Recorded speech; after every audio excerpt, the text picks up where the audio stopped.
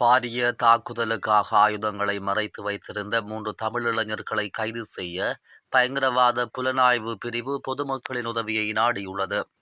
ஜூலை மாதம் 21ஆம் திகதி கிரிபத் கொடையில் முச்சக்கர வண்டியில் பயணித்த இளைஞர் ஒருவர் T-56 ஆயுதத்துடன் கைது செய்யப்பட்டதை அடுத்து இந்த தாக்குதல் தொடர்பான தகவல்கள் கிடைத்துள்ளதாக தெரிவிக்கப்படுகிறது.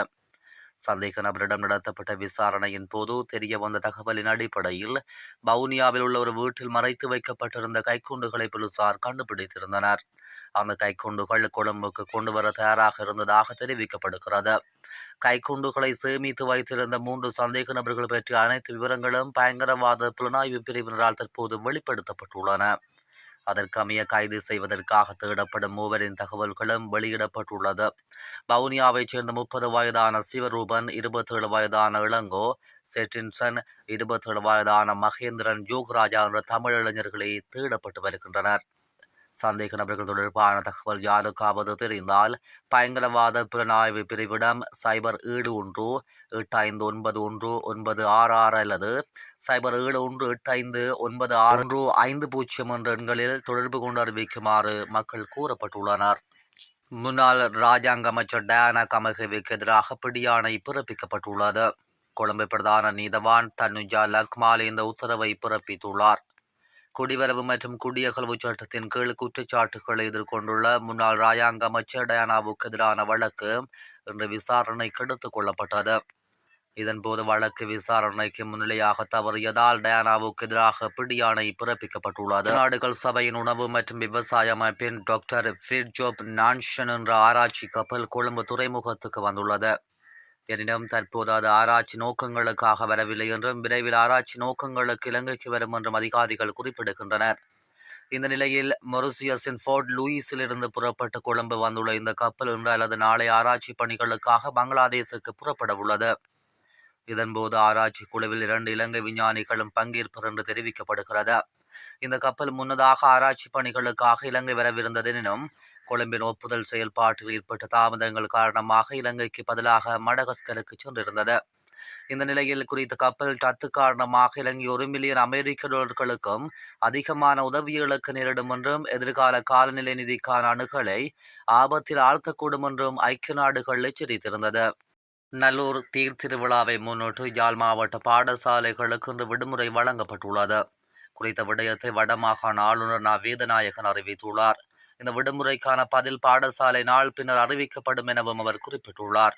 மேலும் வரலாற்று சிறப்புமிக்க யாழ்ப்பாணம் நல்லூர் கந்த சுவாமி ஆலய தேர் திருவிழா இன்று இடம்பெறவுள்ள நிலையில் இவ்வாறு விடுமுறை வழங்குவதற்கு பிரதமரும் கல்வி அமைச்சருமான கிரணி அமரசூரிய பணித்திருந்தார்.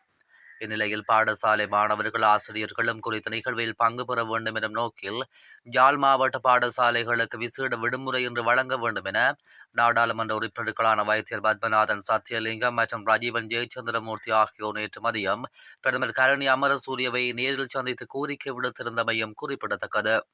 உலகின் மிகச்சிறந்த நீதிபதி என்று புகழ்பெற்ற நீதிபதி பிராங்க் ஏப்ரியோ அவரது 88வது வயதில் காலமானார்.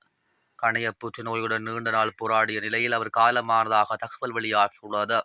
ரோட் தீவின் பிராவிடன்ஸில் பிறந்த கேப்ரியோ தனது நீதிமன்ற அறையை தொலைக்காட்சிக்கு கொண்டு வரப்படுவதற்கு முன்பு சில தசாப்தங்களாக நகராட்சி நீதிபதியாக பணியாற்றியிருந்தார். பிராவிடன்ஸில் பிடிக்கப்பட்ட இந்த நிகழ்ச்சி 2018 முதல் 2020 வரை தேசிய அளவில் ஒளிபரப்பப்பட்டது. ஒரு நீதிபதி எப்போதும் நியாயம், இரக்கம் மற்றும் மனித கண்ணியத்திற்கான மரியாதை ஆகியவற்றை உள்ளடக்கி இருக்க வேண்டும் என்ற அவரது நம்பிக்கையை இந்த நிகழ்ச்சி எடுத்து காட்டுகிறது. 2023ஆம் ஆண்டில் தனக்கு கணைய புற்றுநோய் இருப்பது கண்டறியப்பட்டதாக கேப்ரியோ தெரிவித்திருந்தார்.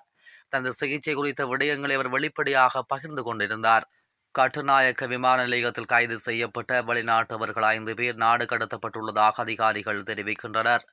சந்தேக நபர்களான பங்களாதேஷ் பிரஜைகளை இவ்வாறு திருப்பி அனுப்பப்பட்டதாக கட்டுநாயக்க விமான நிலையத்தின் குடிவரவு மற்றும் குடியகழ்வுத்துறை அதிகாரிகள் தெரிவித்துள்ளனர்.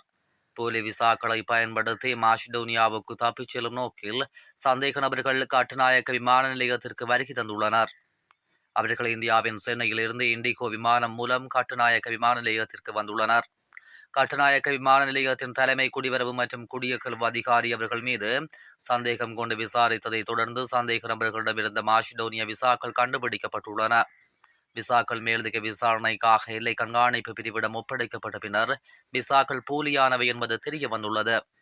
சந்தேகத்திற்குரிய வெளிநாட்டினரை மேலும் விசாரித்ததில் அவர்கள் நாட்டிற்கு வந்த 2 நாட்களுக்கு பிறகு மாசிடோனியாவிற்கு தப்பிச் செல்ல திட்டமிட்டிருந்தது தெரிய வந்துள்ளது. நாட்டிற்கு வந்த இண்டிகோ ஏர்லைன்ஸ் அதிகாரிகளிடம் சந்தேக நபர்கள் நாடு கடத்தலுக்காக ஒப்படைக்கப்பட உள்ளனர். கொழும்பு துறைமுக நகரத்தில் உள்ள வர்த்தக நிலையம் ஒன்று 70 ரூபா பெறுமதியான தண்ணீர் போத்தலை 200 ரூபாவிற்கு விற்ற குற்றத்தை ஒப்புக்கொண்டதை அடுத்து கொழும்பு தலைமை நீதவான் நீதிமன்றம் நேற்று 5 லட்சம் அபராதம் விதித்து தீர்ப்பளித்துள்ளது. நுகர்வோர் விவகார அதிகார சபையின் விசாரணை அதிகாரிகள் கடந்த 16ஆம் திகதி துறைமுக நகரத்தில் உள்ள கடைகளை பரிசோதனை செய்த போது சம்பந்தப்பட்ட கடையில் 70 ரூபாய் பெறுமதியான 500 மில்லி லீட்டர் தண்ணீர் போத்தலை 200 ரூபாவிற்கு விற்பனை செய்தமை கண்டுபிடிக்கப்பட்டுள்ளது.